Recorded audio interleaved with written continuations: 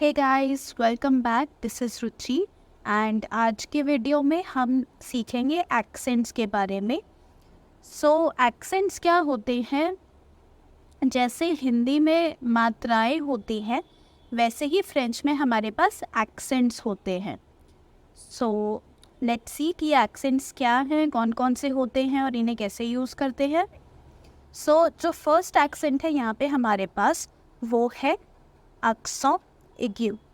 ठीक है, एक्सेंट में इंग्लिश में बोल रही हूँ। It is written just like I am speaking in English, right.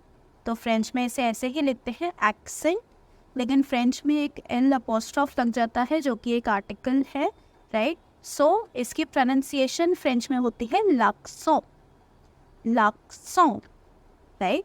तो जो फर्स्ट accent है, जो फर्स्ट एक्सेंट है हमारे पास, वो है accent aigu, accent aigu।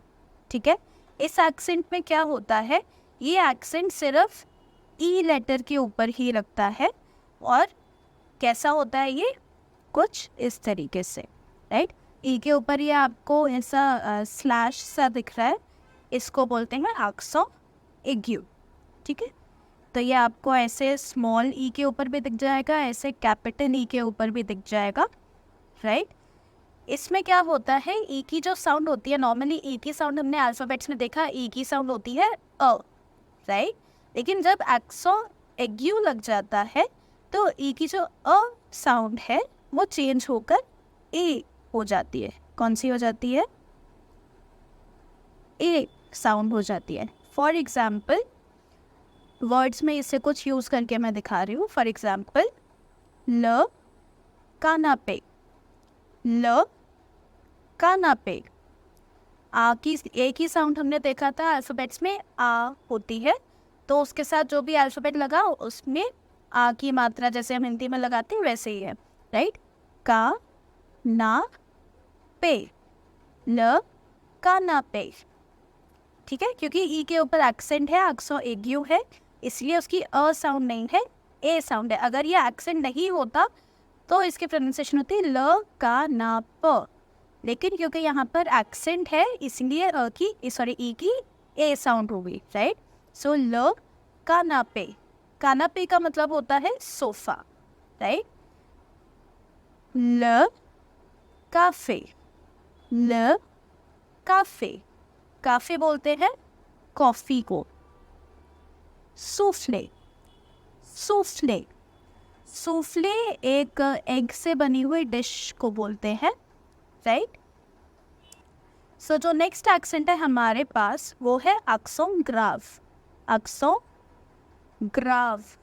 ठीक है, ये वाला जो एक्सेंट है, ये लेटर ए, ई और यू, इन तीनों में से किसी पे भी लग सकता है, राइट। ऊपर ही लगता है और इसका कुछ इस तरीके का बैक स्लैश जैसा सिंबल होता है, राइट। तो अगेन ये आपको स्मॉल लेटर्स में ए के ऊपर, या कैपिटल में ए के ऊपर, स्मॉल में ई के ऊपर या कैपिटल ई के ऊपर, स्मॉल यू के ऊपर या कैपिटल यू के ऊपर आपको लगा हुआ दिख जाएगा, राइट। इसमें क्या होती है, इसमें जो हमारा जो ई है, राइट, ए और यू में तो साउंड में कोई डिफरेंस नहीं होता। ए और यू की जो साउंड होती है आ होती है, और यू की यू जो साउंड होती है यू साउंड होती है, वही रहती है। लेकिन ई की जो साउंड है वो अ साउंड चेंज होकर ए साउंड हो जाती है। ए, जो हिंदी में ए की बड़ी मात्रा होती है वैसी साउंड हो जाती है, राइट। एग्जाम्पल्स देखते हैं। ऊ, ऊ। ठीक है, अब इसमें यू की क्योंकि साउंड चेंज नहीं हो रही है, यू और ए की मैंने बताया साउंड चेंज नहीं होती है, तो यहाँ पे साउंड में कोई चेंज नहीं है। लेकिन एक्सेंट्स में एक और चीज़ होती है, एक्सेंट्स लगने पे एक तो आवाज़ चेंज होती ही है, उसके अलावा वर्ड का मीनिंग भी चेंज हो जाता है। फॉर एग्जाम्पल, एक ओ होता है ये, जो जिसमें कोई एक्सेंट नहीं है, और एक हो होता है ये, राइट। इन दोनों का ही प्रोनाउंसिएशन ऊ है, दोनों की ही स्पेलिंग सेम है, लेकिन सेकंड वाले में आप देख रहे हो यू के ऊपर एक्सेंट है, तो इससे क्या हुआ, वर्ड का मीनिंग चेंज हो गया। जो पहला वाला ऊ है जिसमें कोई एक्सेंट नहीं है उसका मीनिंग होता है और, ठीक है। इंग्लिश में जो ओ आर और होता है वो वाला मीनिंग होता है। बट जो सेकंड वाला है जिसमें एक्सेंट लग गया, इसमें ऊ का मतलब होता है वेयर, वेयर, ठीक है। तो एक एक्सेंट लगने से वर्ड का पूरा मीनिंग चेंज हो गया। सिमिलरली वाला, वाला, अब एक के ऊपर है तो कोई प्रोनाउंसिएशन चेंज नहीं है। वाला मीनिंग क्या होता है वाला का? There you go, right. तो लाइक वाला का ऐसा कुछ अलग से मीनिंग नहीं है। लिटरल सेंस में देखेंगे तो देयर यू गो, बट जैसे इंग्लिश में हम हाँ, ओके, ठीक है, इस टाइप से बोल देते हैं ना बीच बीच में, जिसका कुछ खास मीनिंग होता नहीं है, ठीक है। अच्छा ठीक है मैं बोल रही हूँ, ओके ठीक है, ठीक है। तो ये जो ठीक है ठीक है ठीक है मैं भी बोल रही हूँ, इसका कुछ अलग से तो कुछ मीनिंग नहीं है, राइट। तो वाला भी वैसा ही है, और ऐसा ही एक सिमिलर टर्म होता है alors फ्रेंच में, राइट। तो ये दोनों ही वर्ड्स ऐसे हैं जो कॉन्वर्सेशनल लैंग्वेज में यूज़ किए जाते हैं, बट उनका अलग से कुछ ऐसा स्पेसिफिक मीनिंग नहीं है। आ, ठीक है, आ का मतलब टू। अब सिर्फ ये वाला आ भी होता है, और जब एक्सेंट लग गया तो मीनिंग चेंज हो गया। ये वाला जो आ है ये कॉन्जुगेशन में यूज़ होता है, ये एक वर्ब की तरह यूज़ होता है, राइट। और ये एक अलग से अल्फ़ाबेट की तरह भी यूज़ होता है। बट जहाँ एक्सेंट लग गया, इस वाले आ का मतलब क्या हो गया? To, like to and from वाला टू। नेक्स्ट जो हमारे पास एक्सेंट है वो है सर्कमफ्लेक्स, सर्कमफ्लेक्स, ठीक है। इसको हम शापो भी बोलते हैं, ठीक है। एंड ये पांचों ही अल्फ़ाबेट्स के ऊपर लगता है, ए ई आई ओ यू किसी पे भी लग सकता है, और इसका सिंबल कुछ इस तरीके से होता है, राइट। ये भी आपको अगेन ऐसे ही स्मॉल और कैपिटल अल्फ़ाबेट सब में ही दिख जाएगा। इसमें कोई प्रोनाउंसिएशन का चेंज नहीं होता है किसी भी वोवेल में, but again just meaning change हो जाता है। ल वियर शातो, ल वियर शातो। वियर बोलते हैं ओल्ड के लिए, ओल्ड, और शातो मतलब कैसल, और ल जो था हमारा वो आर्टिकल है, तो ल वियर शातो द ओल्ड कैसल।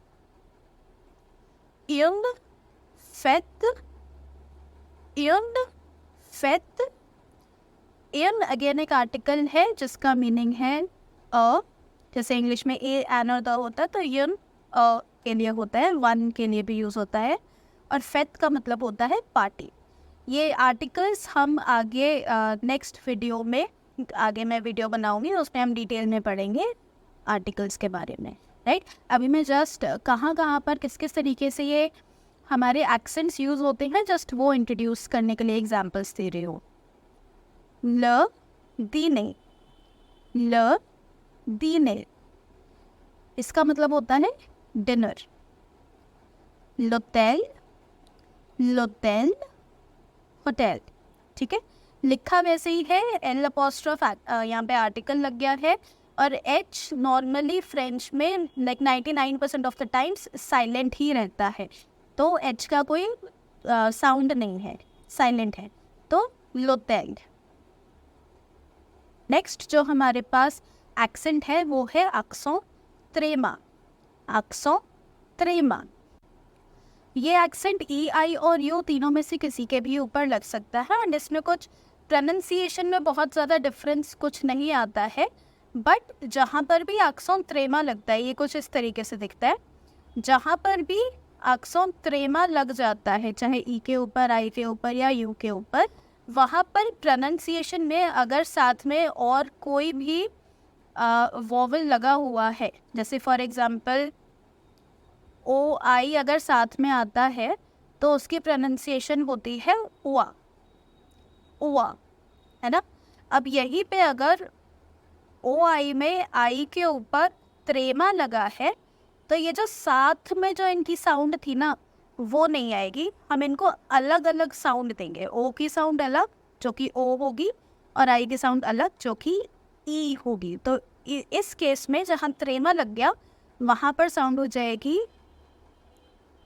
ओ ई, ठीक है। तो अलग अलग साउंड हो जाती है।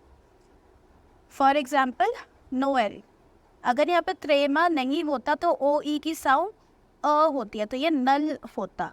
लेकिन क्योंकि यहाँ त्रेमा है तो ओ और ई अलग अलग प्रोनाउंस होगा, नो एल, नोएल। नोएल बोलते हैं क्रिसमस को। ऐसे ही लाइन, लाइन, राइट, एंसेस्टर, क्योंकि ई के ऊपर त्रेमा है तो ए और आई मिलकर ए नहीं बना, आ ई है, लाई, राइट।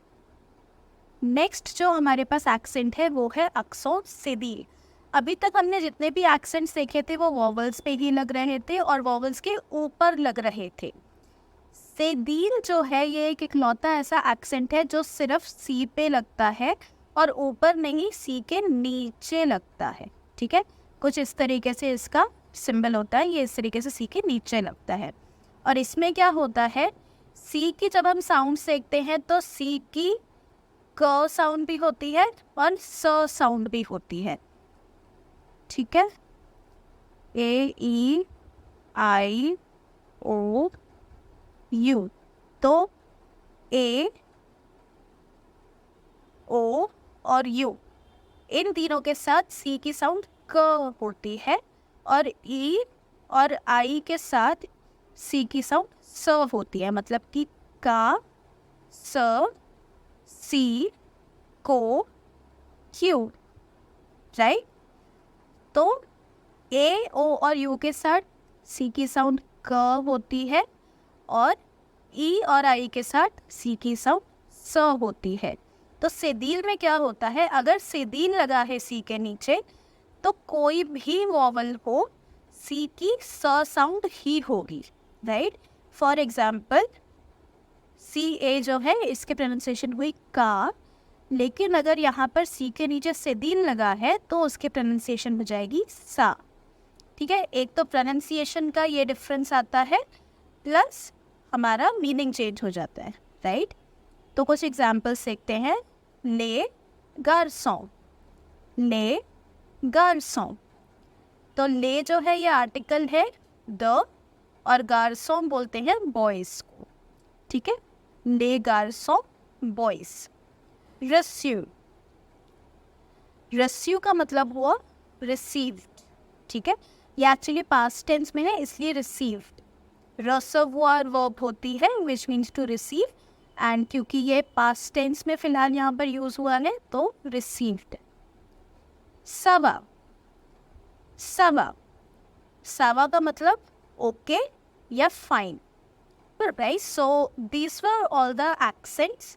सो आई होप आपको समझ में आ गया कौन कौन से एक्सेंट्स होते हैं, किन किन वॉवल्स या लेटर्स के ऊपर या नीचे लगते हैं, कैसे यूज़ होते हैं, क्या प्रोनाउंसिएशन में चेंज आता है और क्या मीनिंग्स में चेंज आता है।